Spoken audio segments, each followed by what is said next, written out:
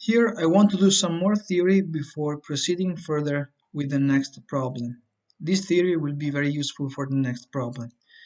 Let me consider a point P and a reference frame with the origin, let's call it O prime, and also another reference frame with the origin coincident with the point O, let's say. So this is the absolute frame, let's say. Whereas this is some kind of a relative frame, and the orientation of the vector O prime P will not change with respect to this frame. So we have to think of this frame as a frame that can rotate with respect to the frame that has an origin coincident with the point O. But unlike in the case of rigid bodies, in this case we will assume that P can move relative to O prime, so it can move along this line. So this is the main difference with respect to something that we have already done in the first part of the course, where P and O prime belonged to a rigid body. In this case, they do not belong to a rigid body. P is a point that can move with respect to O prime, but it can move only in some direction with respect to O prime, because you have to think of the frame that has an origin equal to O prime. It can also rotate, so it rotates with the point P. The point P can move freely, let's say, in space. What I have highlighted in red is just the relative motion in the frame that I called relative here, which has an origin coincident with the point O prime. Now what we are interested in is in the velocity and especially the acceleration of the point P. So the velocity of the point P can be derived from the derivative with respect to time of the position vector OP. So we have to consider the position vector with respect to the absolute frame, and we have to take the derivative of that. Now we can rewrite the position vector OP as O prime plus O prime P. So here we will get the velocity of the point O prime if we take the derivative of this, and then we have a derivative with respect to time of the point of the vector O prime P. Now I'm going to do something similar that we did in the first part of the course. O prime P, I will think of it as a rotation matrix, which depends on time, and a vector xi, which in this case can also depend on time. So this is something that's not exactly the same as what we did in the first part of the course, where in that case this vector was constant. In this case it is not, because P can move with respect to O prime.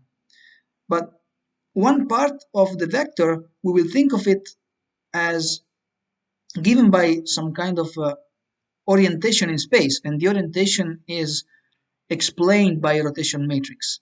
Whereas this vector will contain the information of how P can move with respect to O prime along this line, if we are in the frame that we called quote-unquote relative.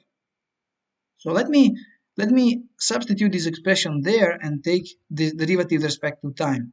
I'm going to rewrite it here. We have VO prime plus R dot xi plus R xi dot. So this quantity, we have already analyzed it in the first part of the course. This is related to the orientation of the vector xi, and we found an expression for that in terms of the angular velocity. This was given by the angular velocity cross product with O prime P. So we derived it, and it is exactly the same. What about this? Well, this is none other than the relative velocity of the point P in the frame that I called relative. So this is the relative velocity, and it is something additional with respect to what we considered in the case of a rigid body. Then, if we consider the acceleration, we want to take the derivative with respect to time of the velocity of the point P. And now I can rewrite it by using the expression above. So this is VO prime plus omega cross O prime P plus VR.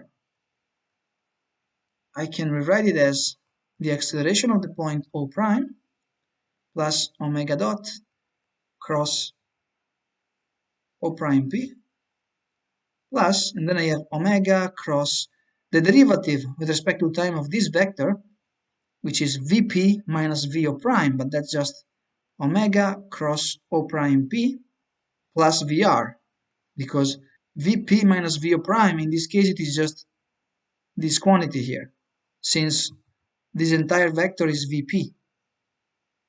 And then I have plus the derivative with respect to time of VR. Now VR is this vector here, so we can rewrite it as r dot xi dot plus r xi double dot. Let's consider this first. We can rewrite it as r dot r transpose r xi dot, since here I have just added the identity matrix. This is the identity matrix, so I can do this. I can add this part to our formula. This is just the matrix that we defined as omega, so this is the angular velocity matrix, whereas this is none other than the velocity, the relative velocity Vr. So we can rewrite this as omega cross Vr due to the properties of this matrix. Whereas this guy here is none other than the relative acceleration, a sub r.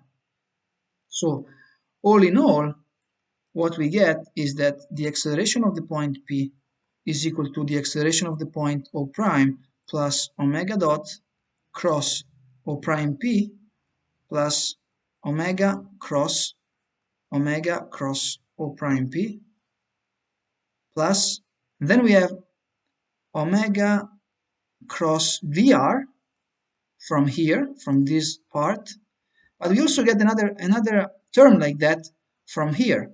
So we have a factor of 2 plus the relative acceleration here. So we have a sub r like this. And this is a formula that we will use.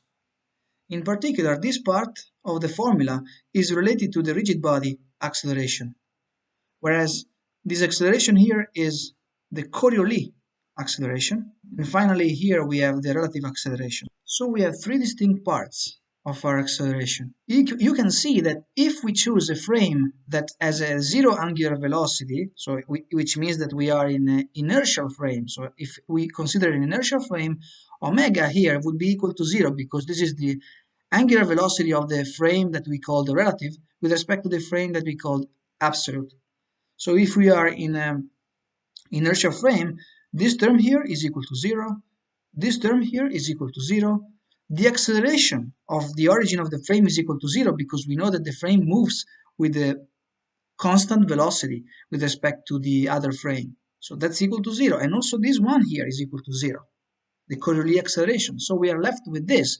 The acceleration of a point P for the absolute frame would be exactly the same as the acceleration in the relative frame. That's why the laws in physics remain the same if we consider inertial frames. So this is a very important concept, a very powerful concept in physics, especially in classical physics without considering relativity, because in that case, the laws of physics remain the same also in non-inertial frames if we consider tensors. But this is not a course where I want to use tensors, and I don't want to be that general. That's not necessary here. I just wanted to show you that the laws of physics remain the same if we consider inertial frames, for example, because omega would be equal to 0 and these two terms would coincide, but we will use this formula, the complete formula, for a non-inertial frame next time when we solve a problem.